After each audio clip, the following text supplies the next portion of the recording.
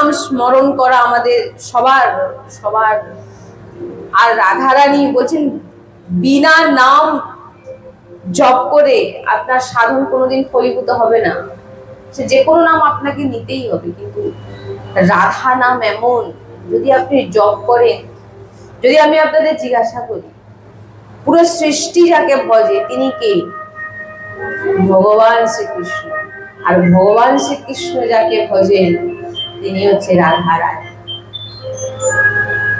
হচ্ছে রাধারানী। তাই খুব সুন্দর একটি, আমি এটা আপনাদের শোনাবো বলি, বলছেন একটি ভক্ত, হে লাডলিজু,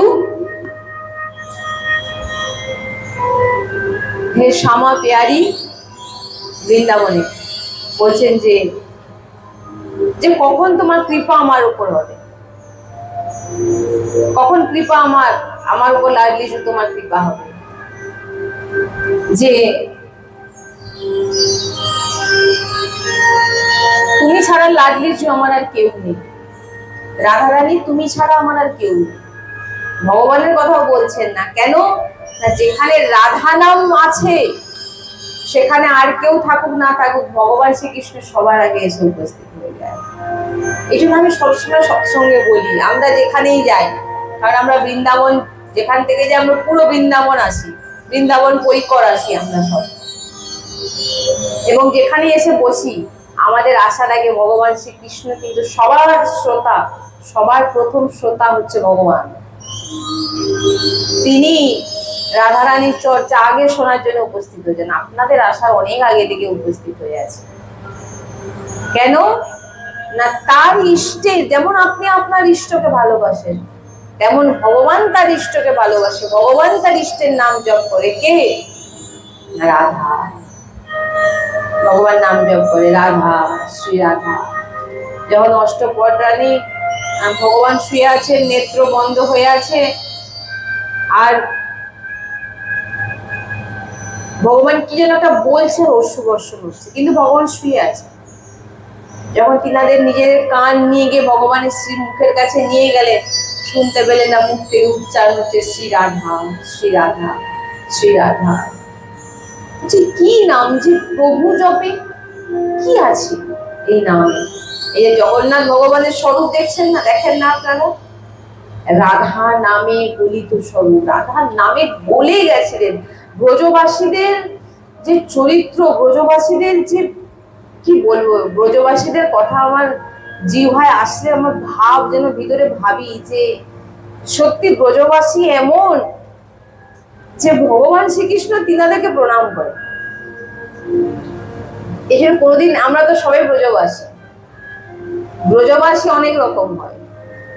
কাদের কাদের ব্রজবাসী বলা হয় শুনেনি?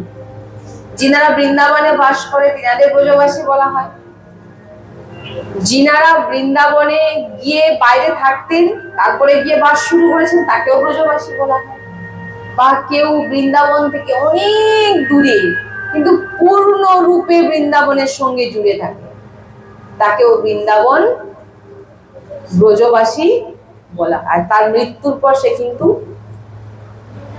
সোজা বৃন্দাবনেই যাবে, আর অন্য কোথাও কিন্তু যাবে। এই জন্য বলছেন ব্রজবাসীর কথা শুনলে ভিতর একটা কেমন হয়, যে ভাবি যে ব্রজবাসী এমন রসিক সংসার, মানে এগুলো বোঝা।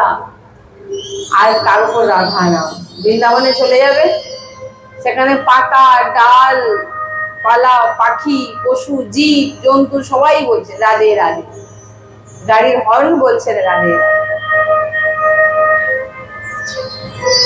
বৃন্দাবনে দেখবেন যে প্রকট বিগ্রহ আছে, বিগ্রহ সাধারণত সাক্ষাৎ প্রভু বিরাজমান, 3 জায়গায় দেখবেন, সেখানে রাধারানী নেই, গাদি স্বরূপে রাধারানী বিরাজমান পাশে, প্রকট মিলিত স্বরূপ শ্রী বাঁকে বিহারীজি, শ্রী রাধা বল্লভজি, রাধা রমনজি। বৃন্দাবন গেলে এই এই এই এই 3 প্রকট প্রভুকে দর্শন করবে।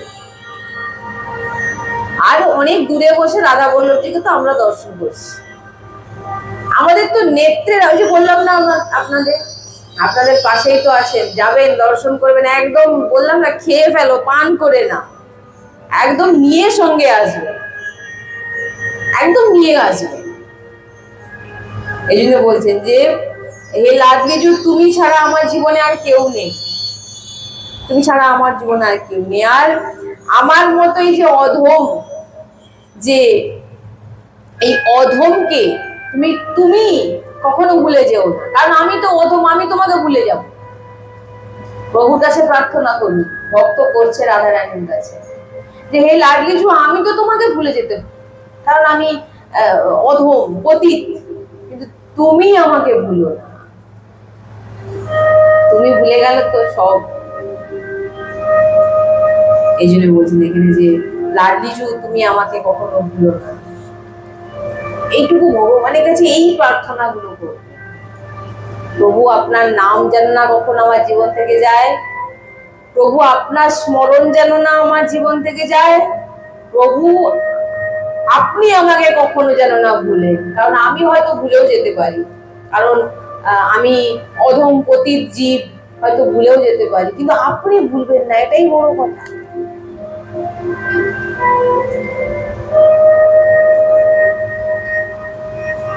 তারপরে বলছেন, এরপরে ভক্ত রাধারানীর উপর পুরো ছেড়ে দিচ্ছে, যে এবারে তোমার মর্জি, তুমি আমাকে যেভাবে চালাবেন।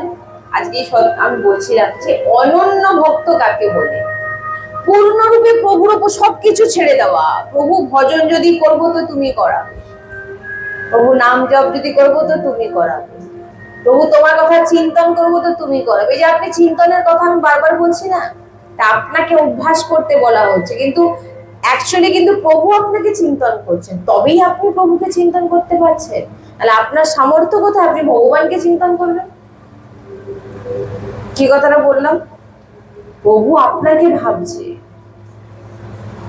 তাই রাধা রানীর নাম যখন কেউ উচ্চারণ করে, রাধা রানীর নাম যে যখন কেউ ভাবেন, রাধা রাধা নাম যে নেয়, বলছেন এটা সে নেয় না,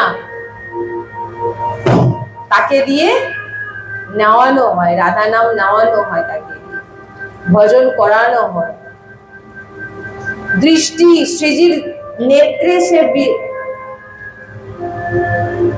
বসে যায়, সে রাধা রাধা করে, আর সে তখনই ভগবান শ্রীকৃষ্ণকে প্রাপ্ত হয়। এখানে খুব সুন্দরভাবে বলছেন যে ভগবান শ্রীকৃষ্ণকে এক ভক্ত বলছেন যে কিছু হয়েছে,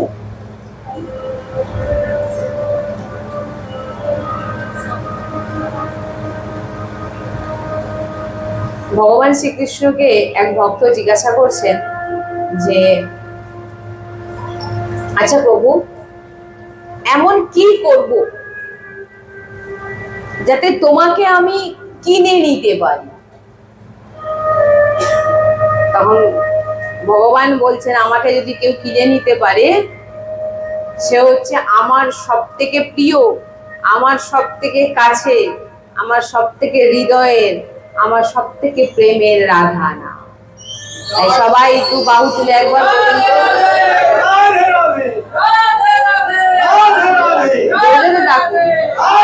রাধা রানীকে ডাকুন, আবার একবার ডাকুন। ডাকছেন তো, আপনি উচ্চারণ করছেন না, ডাকছেন। নাম নেওয়া, নাম জপ করা মানে কি আপনি প্রভুকে ডাকছেন, বারবার যখন ডাকছেন। আপনি একবার ডাকলে শুনলেন না কাউকে, কারোকে শুনতে ডাকলেন, দুবার ডাকলেন, বারবার যখন ডাকবেন সে বাধ্য হয়। আর নাম নেওয়া হচ্ছে এটাই বলে যে প্রভুকে বাধ্য করে দেওয়া, রাধারানীকে বাধ্য করে থাকে। যেমন দেখবেন আপনি হয়তো একটা কোনো কিছুর মধ্যে আছেন, হট করে এমন একটা আপনি একটা কথা শুনলেন, আপনার শখ লেগে গেল, তখন আপনি যদি দুদিন না খান আপনার খিদেও পাবে না।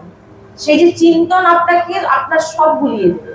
আর যখন আমরা এই ভাগবতিক চর্চায় ডুবে যাই না, আমাদের গরমও লাগে না, খিদেও পায় না, আর কিছু সংসারের কোনো কিছু মনে থাকে না। আমি নিজেও সেটা মনে থাকে না, যারা ডুবে যায় কিছু মনে থাকে, যেন মনে শুধু শুনে যায়, আর যেন মনে শুধু বলে যায়। প্রভু বলছেন যে কে আমাকে কিনতে পারে, শুনে নিন আজকে।